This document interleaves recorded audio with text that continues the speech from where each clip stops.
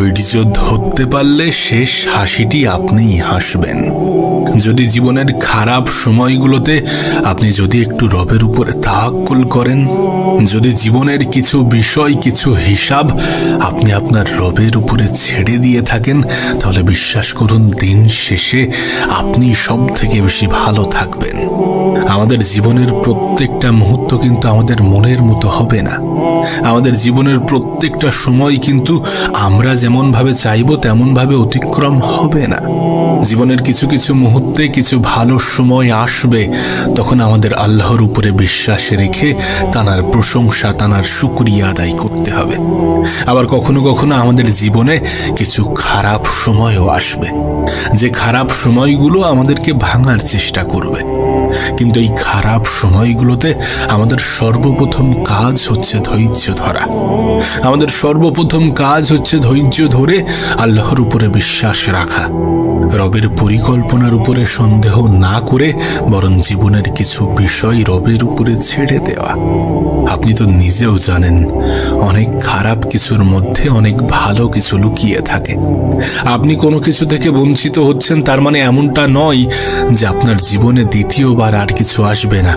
রব আপনাকে আপনার জীবন থেকে কিছু জিনিস হয়তোবা কেড়ে নিয়েছেন, তার মানে এমনটা নয় যে সেটাই আপনার জন্য উপযুক্ত।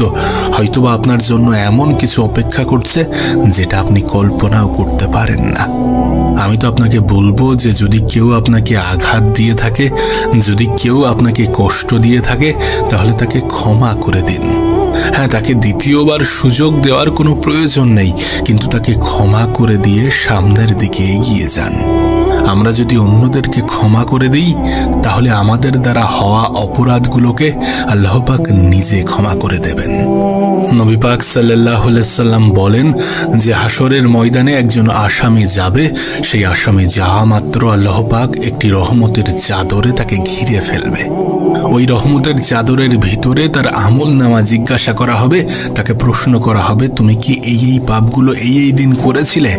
তখন সেই ব্যক্তি স্বীকার করবে যে হ্যাঁ আল্লাহ, আমি এই এই পাপগুলো এই এই দিনে করেছিলাম।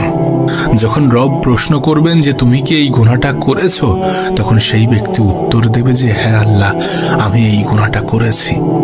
যখন রব প্রশ্ন করবেন যে তুমি কি এই অপরাধটা করেছো, তখন সেই ব্যক্তি উত্তর দেবে হ্যাঁ আল্লাহ, আমি এই অপরাধটা করেছি। যখন রব প্রশ্ন করবে যে তুমি কি এই এই অন্যায়ের সাথে যুক্ত ছিলে, তখন সেই ব্যক্তি বলবে হ্যাঁ আল্লাহ, আমি ছিলাম। একটা একটা করে পাপ বলা হবে এবং সে একটা একটা করে পাপ স্বীকার করবে। তার আমল নামার হিসাব অনুযায়ী দেখা যাবে সে জাহান্নামে যাবে। কিন্তু মহান রব্বুল আলামিন ফেরেশতাদের বলবেন যে হে ফেরেশতারা, আমি এর গুনাহগুলোকে মাফ করে দিয়েছি, তোমরা একে জান্নাতি করে দাও। তখন সেই ব্যক্তি বলবে যে আল্লাহ, আমি জানি আমল দিয়ে কখনোই জান্নাত পাওয়া যায় না, জান্নাত পাওয়া যায় তোমার দয়া, তোমার রহমত দিয়ে।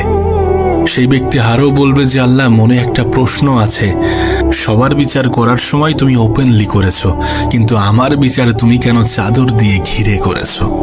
তখন মহান রব্বুল আলামিন বলবেন যে তুমি দুনিয়াতে আমার অনেক বান্দার গোপন খবর জানতে, কিন্তু প্রকাশ করনি যে তার সম্মান চলে যাবে বলে, সে অপমানিত হবে, সে লজ্জিত হবে বলে।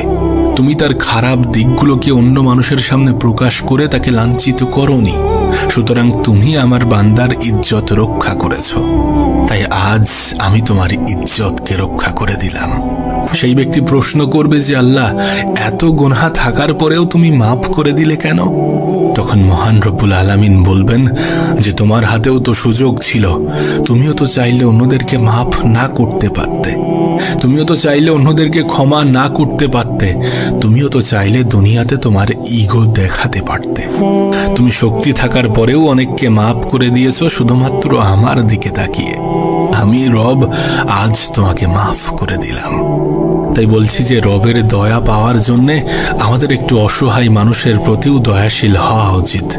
যারা অপরাধ করেছে, যারা আঘাত করেছে, যারা কষ্ট দিয়েছে, যারা ঠকিয়েছে, তাদেরকে দ্বিতীয়বার সুযোগ না দিয়ে তাদেরকে ক্ষমা করে দেওয়াটাই সব থেকে উত্তম।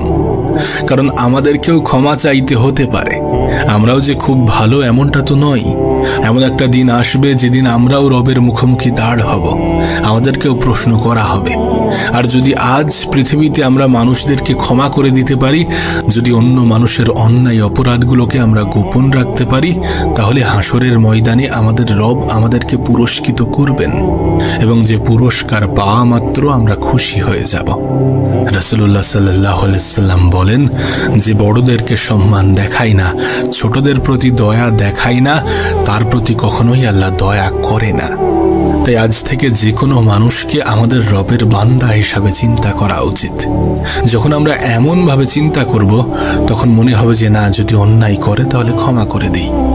যখন আমরা এমনভাবে চিন্তা করব, তাহলে আমাদের মনে হবে যে না, ছোট তো, একটু তো মায়া দেখানো যেতে পারে। যদি আমরা এমনভাবে চিন্তা করি, তাহলে দেখা যাবে যে যারা আমাদের থেকে বড় তাদেরকে সম্মান করতে ইচ্ছা হবে।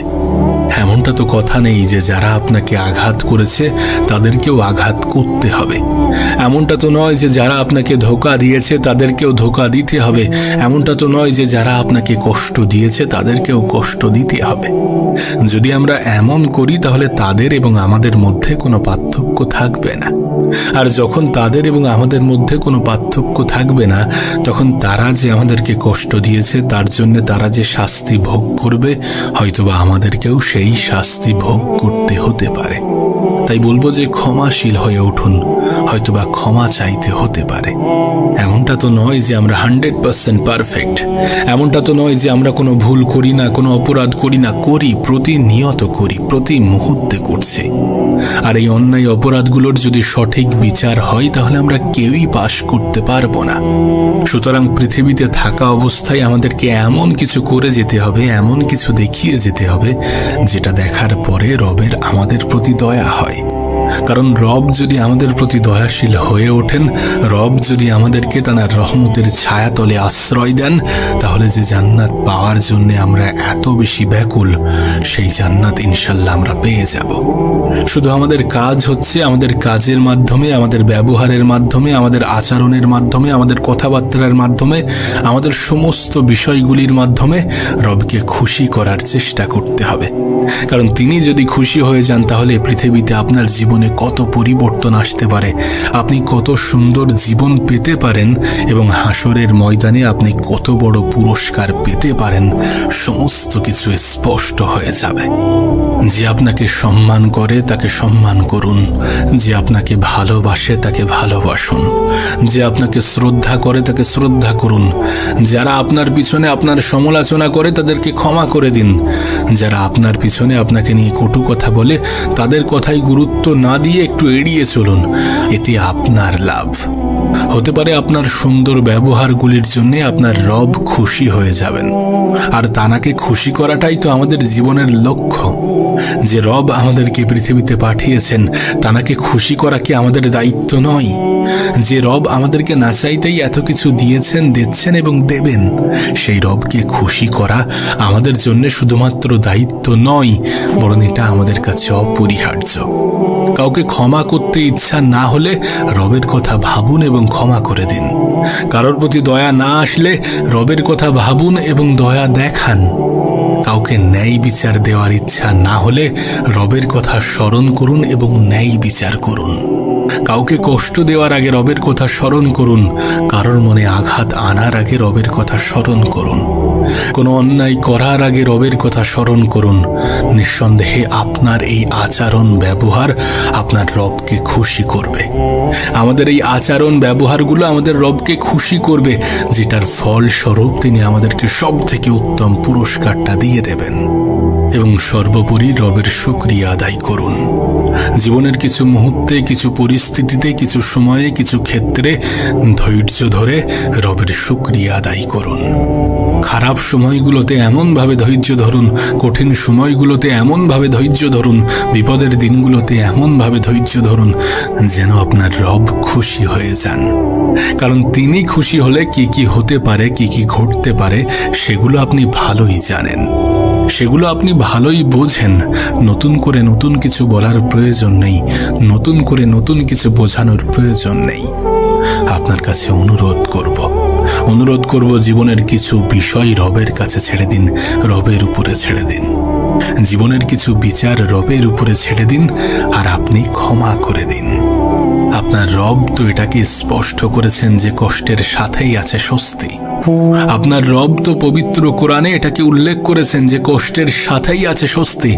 তাহলে টেনশন কেন করছেন, মন খারাপ কেন করছেন? ভালো সময় তো আপনার সন্নিকটে। যখন আপনার রবই আপনাকে বার্তা দেয় যে ভালো সময় খুবই সন্নিকটে, তখন আফসোস করার পরিবর্তে একটু আনন্দ করে নিন। আবারও বলছি, খারাপ সময়গুলোতে ধৈর্য ধরুন এবং নিজের ভালো সময়গুলোতে রবের শুকরিয়া আদায় করুন।